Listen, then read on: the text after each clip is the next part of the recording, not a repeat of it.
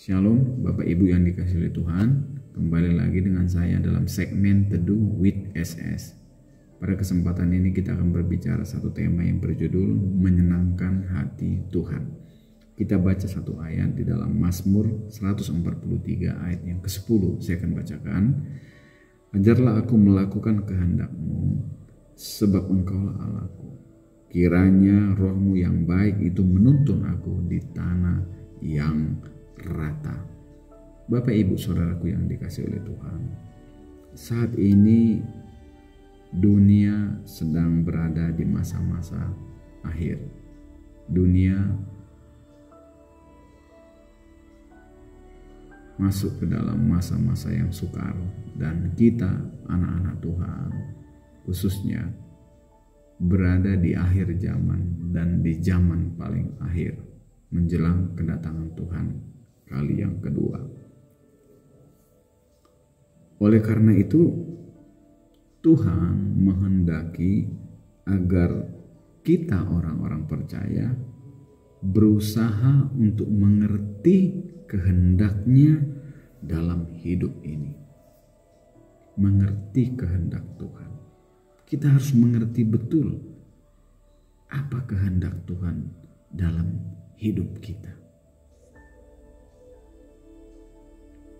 Nasihat ini juga pernah disampaikan Rasul Paulus kepada jemaat di Efesus. Efesus pasal yang kelima ayat yang ke-17. Saya akan bacakan. Janganlah kamu bodoh, tetapi usahakanlah supaya kamu mengerti kehendak Tuhan. Mengerti kehendak Tuhan. Kenapa kita harus mengerti kehendak Tuhan? Sekali lagi saya katakan, karena kita hidup di akhir zaman dan hari-hari ini adalah hari-hari yang jahat.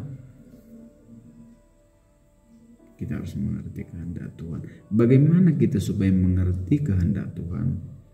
Sungguh-sungguh datang kepada Tuhan. Sungguh-sungguh.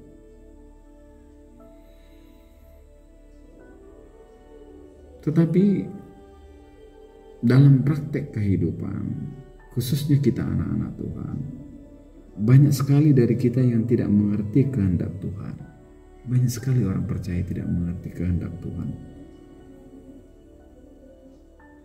sehingga melakukan perbuatan-perbuatan yang tidak menyenangkan hati Tuhan.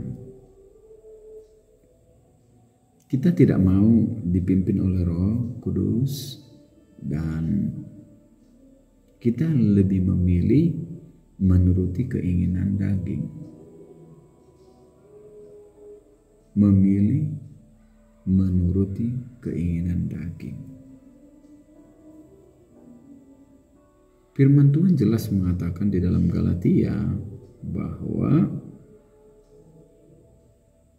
keinginan daging berlawanan dengan keinginan roh. Dalam Galatia pasal yang kelima ayat yang ke-17. Dan dikatakan juga di dalam Galatia pasal yang ke-6 ayat yang ke-8, barang siapa menabur dalam dagingnya, ia akan menuai kebinasaan dari dagingnya. Pertanyaannya ialah, mengapa kita masih melakukan perbuatan-perbuatan daging?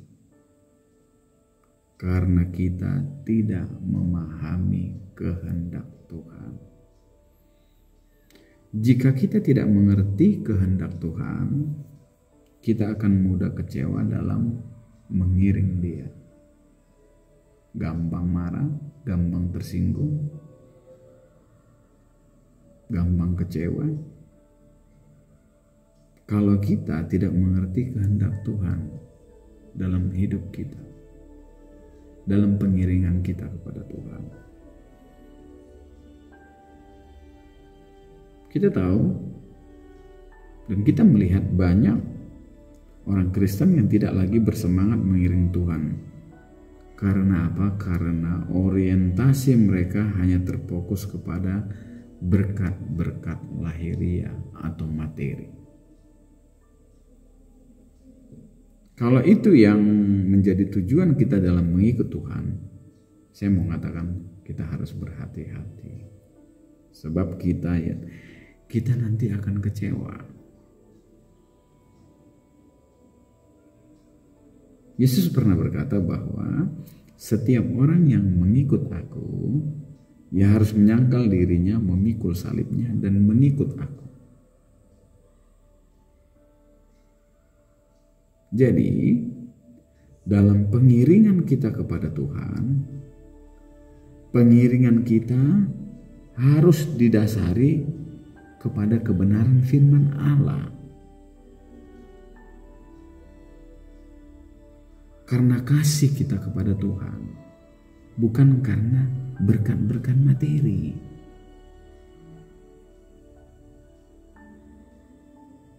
Kalau ini yang menjadi dasar kita mengiring Tuhan karena kita mengasihi Dia, maka kita tidak akan pernah kecewa apapun yang terjadi dalam hidup ini. Baik ujian, pencobaan, tekanan hidup, kesulitan-kesulitan, sakit penyakit. Jika Tuhan izinkan terjadi dalam hidup ini, kita akan tetap bersyukur dan kokoh berdiri. Dan kita tidak akan menjadi kecewa. Karena apa? Dasar kita mengikut Tuhan adalah karena kita kasih kepada Dia, bukan karena sesuatu, yaitu hal-hal yang bersifat materi. Kita melihat banyak anak-anak Tuhan di akhir-akhir ini, pengiringannya kepada Tuhan supaya diberkati katanya. Tidak salah juga, tetapi bukan itu yang terutama. Nanti berkat itu akan mengikuti kalau kita mengerti kehendak Tuhan dan mencari dahulu kerajaan dan kebenarannya, maka segala sesuatunya itu akan ditambahkan Tuhan. Pemahaman ini yang harus jelas dalam kehidupan kita anak-anak Tuhan. Kita harus menyenangkan hati Tuhan dulu.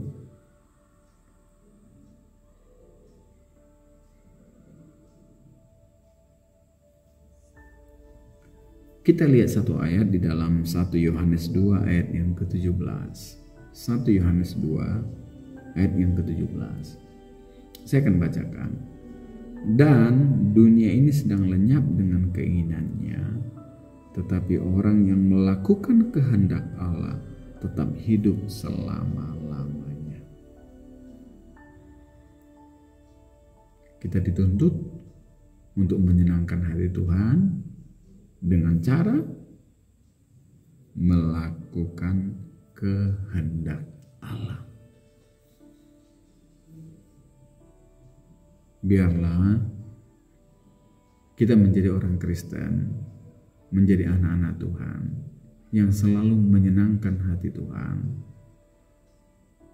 dengan melakukan kehendaknya dalam hidup ini. Maka sekali lagi saya katakan, segala sesuatu yang menjadi kebutuhan kita, makan, minum, pakai, dan lain sebagainya, Tuhan akan sediakan. Tuhan akan sediakan. Ialah di akhir zaman ini kita mau sungguh-sungguh mencari dan mengerti kehendak Tuhan dalam hidup ini. Supaya apa? Supaya seperti Rasul Paulus katakan, kita boleh mengakhiri pertandingan iman ini dengan baik. Terima kasih. Tuhan Yesus memberkati kita semua. Amin.